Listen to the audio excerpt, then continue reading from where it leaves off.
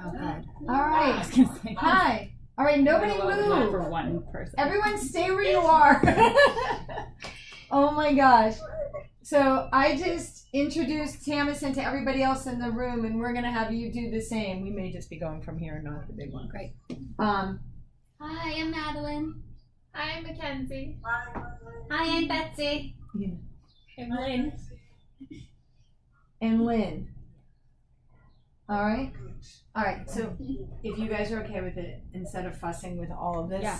are you good with Should we just doing? scooch that any closer? That I feel like I'm a tiny Yeah. little. Yeah. I don't want to like move anything too much, but Oh, you're doing. I'm gonna ruin everything. There you go. Okay. We're moving you Great. closer to Annie. Wow. Because we're gonna just use the iPad. There you go. Okay. All right, teacher training number 2. I am recording it as well, so if something happens, we'll just keep going, and Annie will just present, and I'll make sure that you have. I'll put it. I forget. I think it was on YouTube last time, and we'll just do the same, so you'll have the options. Do you want to introduce yourselves and tell us what grade you teach? Yeah, let's start with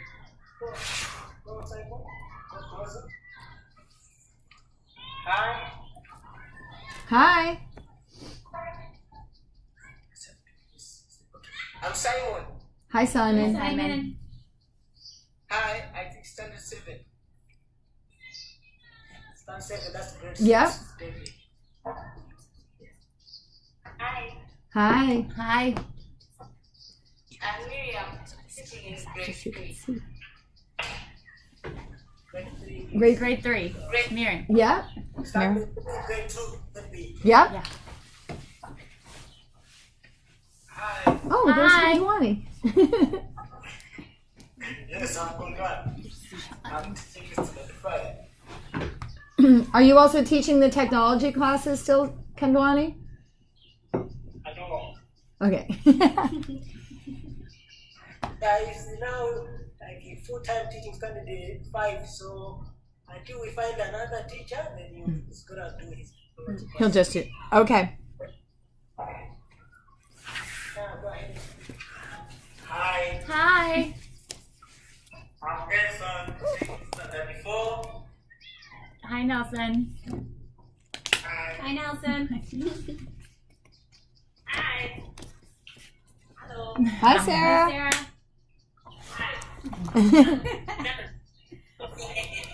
Yeah, sure. All right. All right. So, and we met Thamison. So I guess you can get going. Sure. So I wanted to start with, we sent a list of things that, as we do these calls, I want everybody to remember to ask questions, to try new things that we say back in your classrooms, to share your good ideas with each other, and don't be afraid to get things wrong, to mess up and to try again. Good. Yeah. So Yeah. Ask me if you got it. yeah. So I sent this one to everyone. Did you get this?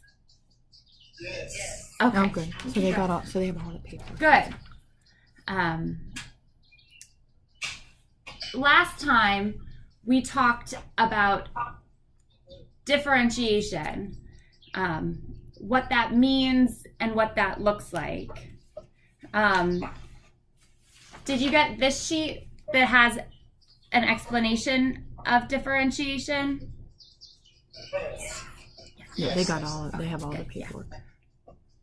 Good. Last time we also, the last thing is this one, this sheet. Yeah. So today, as we go over assessments and we use different strategies, I want you to fill out strategies we used on this. So last time we used thumbs up and thumbs down. That is something you can write. You could call it thumbs up And all the different strategies we use, you can fill in here and keep for yourself to use whenever you want. Which column are we going to fill the different strategies? Column 1, 2, 3. Sure. So 1, you can put the name of it. Sure. The second one is the type of assessments. And we talked last time that there are 3 types. A pre-assessment at the beginning to figure out what your students know. An ongoing assessment, which is what the thumbs up would be, to check what they know in the moment.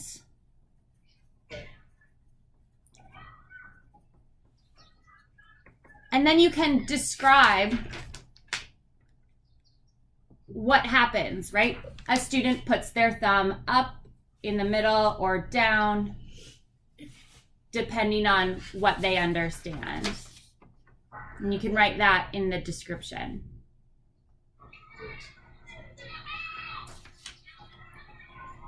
Yes, go ahead. Great. And you can fill that in as we go today, and you see us do different things, or you can fill it in at the end of our call. Good. So at the end of our call last time, we talked about using assessment to fill out a chart of your students. Were you able to do that? Yes or no? Yeah. Yes. Awesome. Awesome. Can you show me using your fingers, how did it go? You could say 5, it went very, very well. Maybe 4, it was okay. 3, it was medium. 2, not so great. And 1, it was hard. Or 0, it was very hard and I couldn't do it.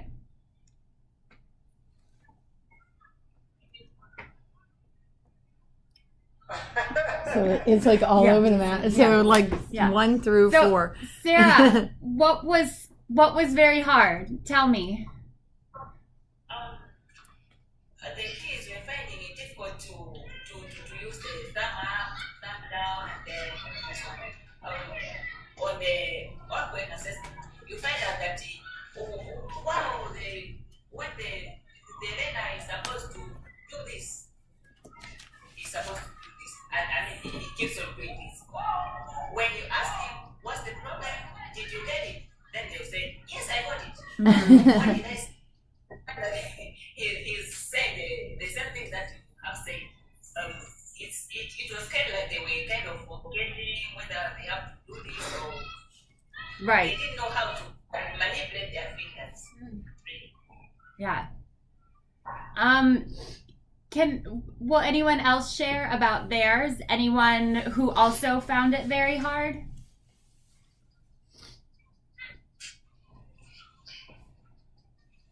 Hello? Hi. Hello?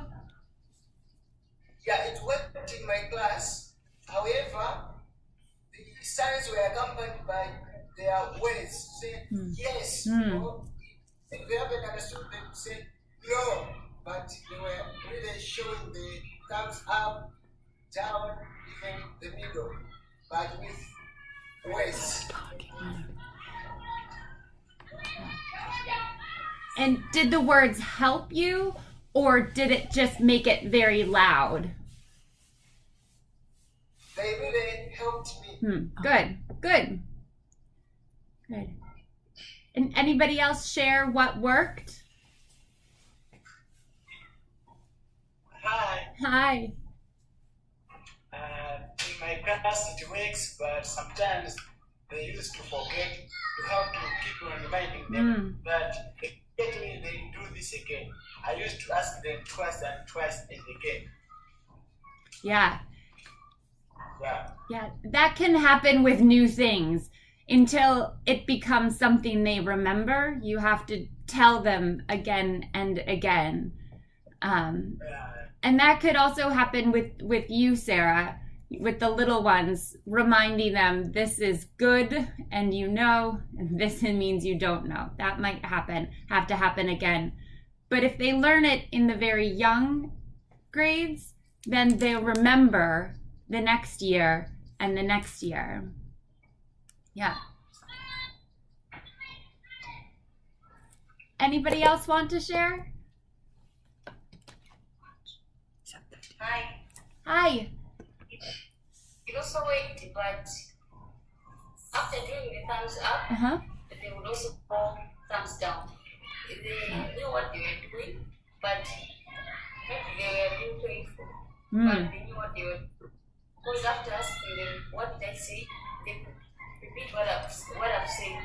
But after doing thumbs up, they would go thumbs down. I see. Yeah. Maybe that was a way of practicing the thumbs up, thumbs down, because they do, okay, when am I using my thumb down? Yeah. One other thing that you can do with thumbs up or thumbs down is what I just did with the 5 fingers too. You could say, how do you get it from 1, 2, 3, 4, and 5? That's another one that you could use and fill out on your chart.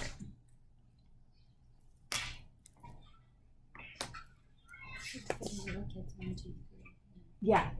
Yeah. And for the little kids, Sera, you could just do 1, 2, or 3.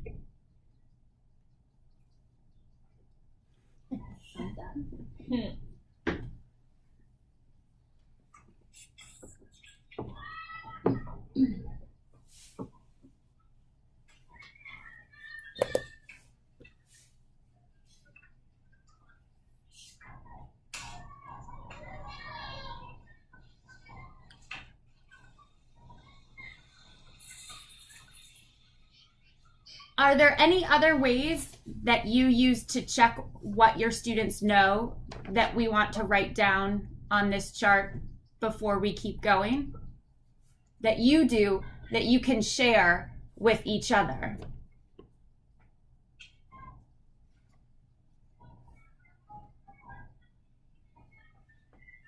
Hi. Hi.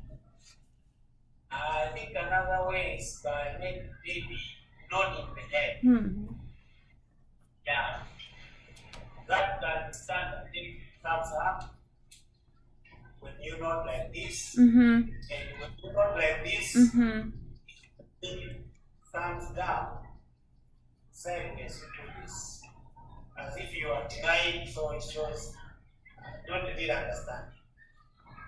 That's great.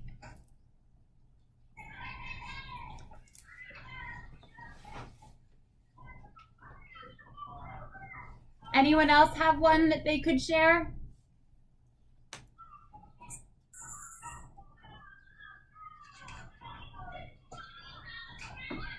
Hi. Hi.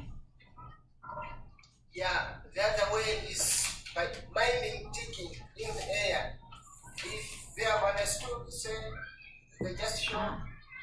If they haven't, That's great.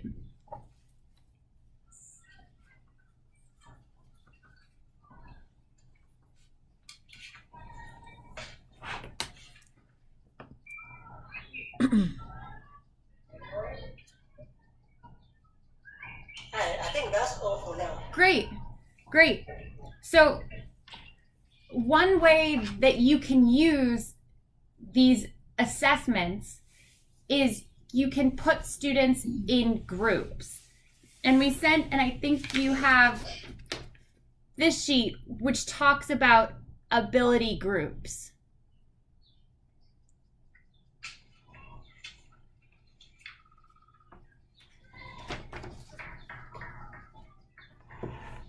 And ability groups are ways to put students in smaller groups with other students who have similar abilities in that subject.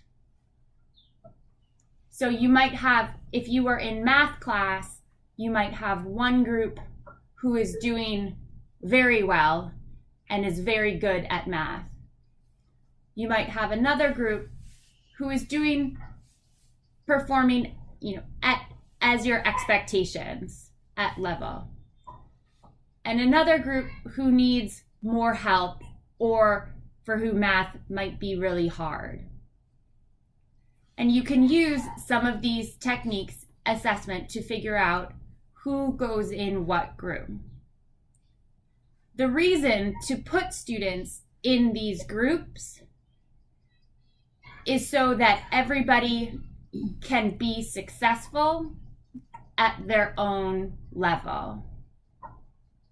If you have a student who is struggling in math and trying to do very, very hard problems, they might get frustrated or angry or not pay attention. If you have a student who is very good at math and the problems are too easy, that student might be bored and distracting. Has anyone had a student they can think of in their head who has not paid attention in class because the problems are either too hard or too easy?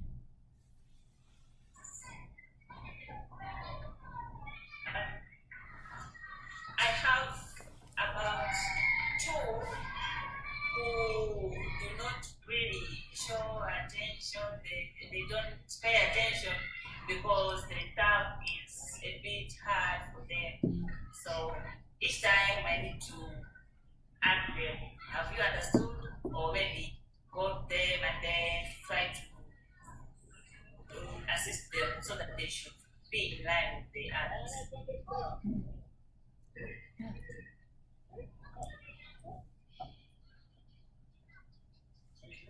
Has anyone else had students like that? Yeah, for me, I had a child who, when the government given to him is not difficult to him, he always makes excuses to go out. He always reasons to go out. Yeah, so most of the time when I see that he's trying to do that, I just pair him to a friend and you assist your friend. Mm-hmm. Yeah. Yeah.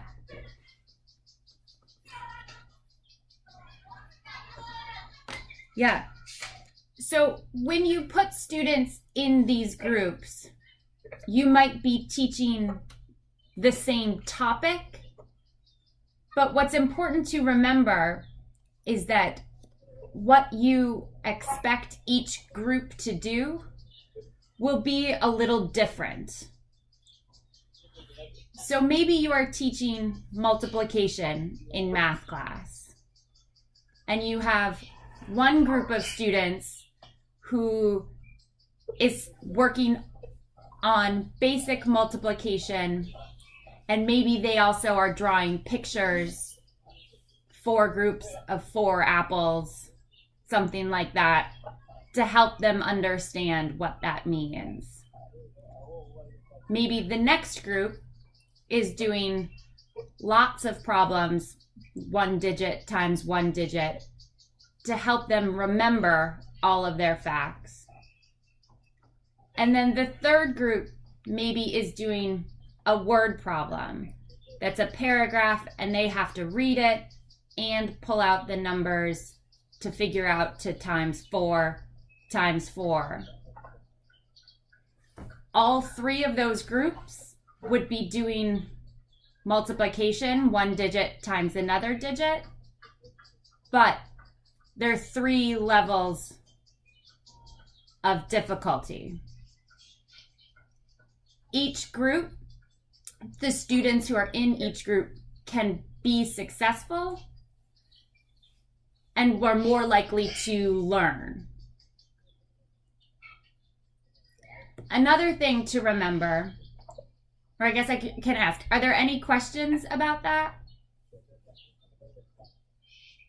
I just have a question on that. Yes. Yeah, sometimes you find that if you put the students who are, the children who are of different levels of learning, you find that those who are able to do things, and those who are capable of doing things in a pretty quick, you find that maybe sometimes they look, because they know that they are grouping that than their friends. So instead of now helping their friends, you find that they look down on their friends, maybe laughing at them or doing something just to show them that they are better off than their friends. So in so doing, you find that maybe those who are being looked down upon, sometimes they get demotivated. And then how best can we try to balance as those who are able to do it in a pretty quick, and those who are not who can't do that in a pretty quick, who are like on average. Okay. Henock, did you hear Thamison's question? Yes. Okay, I just wanted to make sure. Okay. Yes, and I also had the same thought. Maybe we can discuss on that. Yeah. And yeah, Chime in. has other options. So there are a few things to think about. One being, as teachers, you have to remind kids that it's not okay to laugh at others.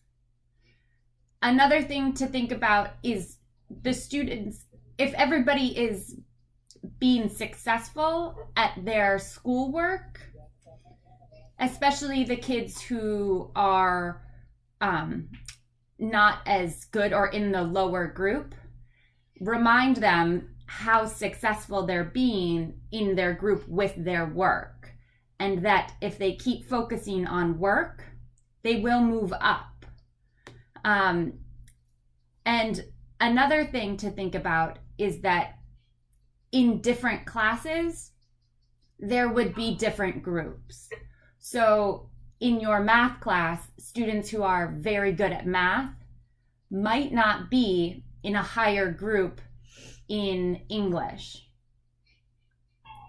So if you use ability groups, they would be different depending on the subject you teach. And students get to see, well, math might be hard for me, but I am very good at science or government or English. And reminding students we are all good at some things and we are all working on other things, on some things. All of us, including us as teachers. Some things are easier for us and hard for us as people. And it's never okay to laugh at other people for what is hard for them. No. Yeah. I like Yeah. the way you just put it. I like the way you Yeah. put it, especially the statement that we are all good at something. Yeah. I think that's an Yes, I even like that. yes. Yeah. And it's not something that you have to do every day. Maybe you look at your book, at your curriculum, and you say, once a week, I will do this in math class. Once every other week, I'll do it in English. And you find the things that your class needs the most work on, and that's the lesson that you choose to group kids in. Thank you. Yeah. I get it. Thank you. Any other questions? Yes. Is it advisable that we keep on changing these groups as you change the subject? Yes, very good question. Yes, as students do well, or if you find students, Yeah, go ahead. as students do well, Or if you find students are having a hard time, you can and should change the groups. Absolutely. That's important to do. Maybe you make the groups and you realize these groups weren't perfect. You can always adjust. Maybe each time you do them, they're a little different. Or they're the same for 2 classes and then you change them.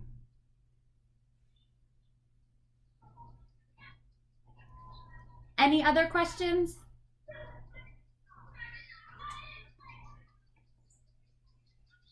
Yeah.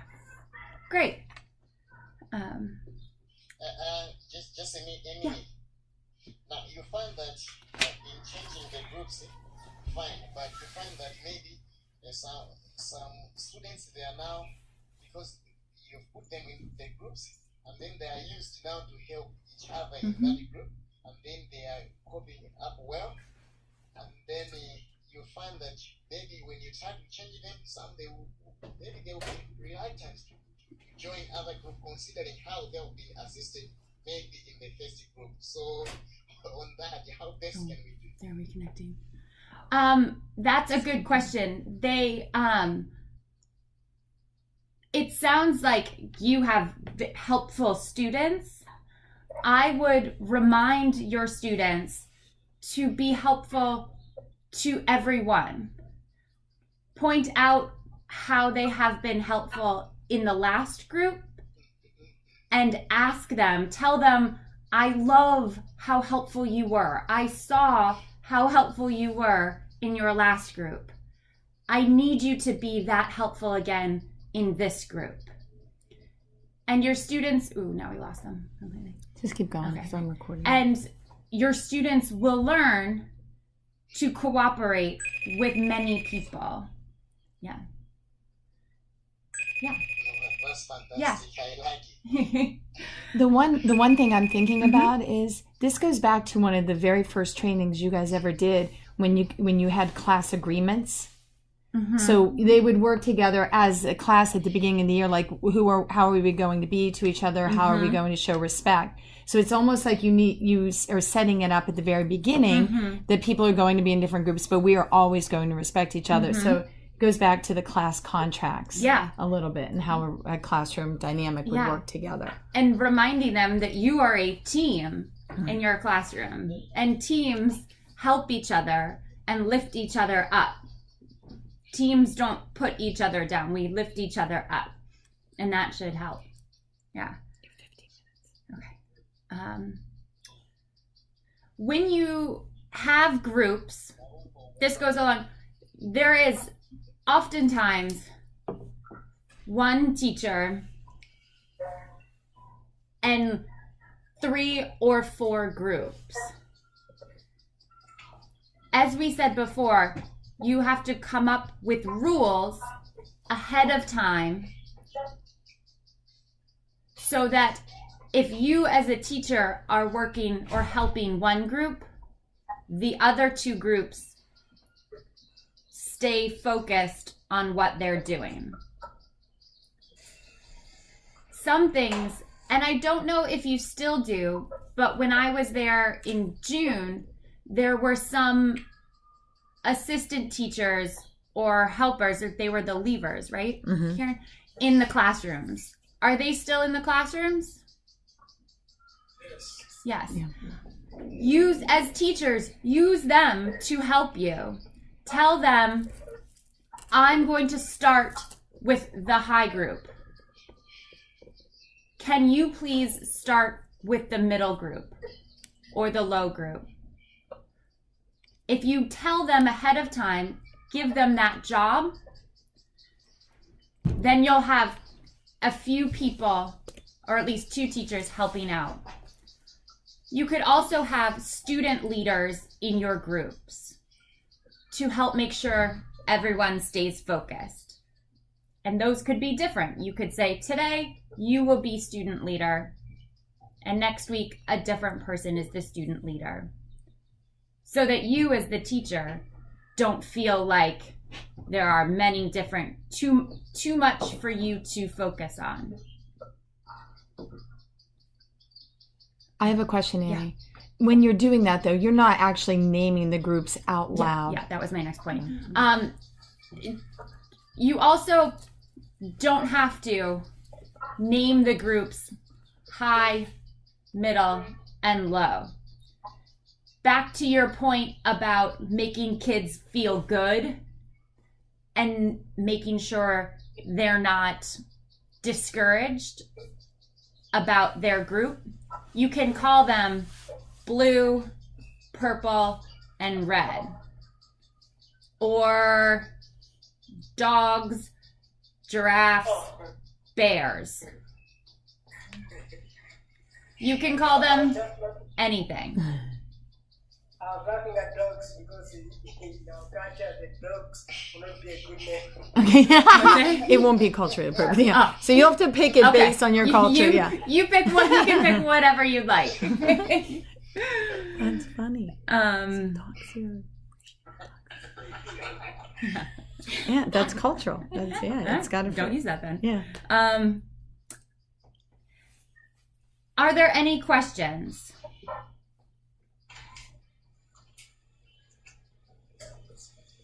We can proceed. Okay. Do you have your math book with you?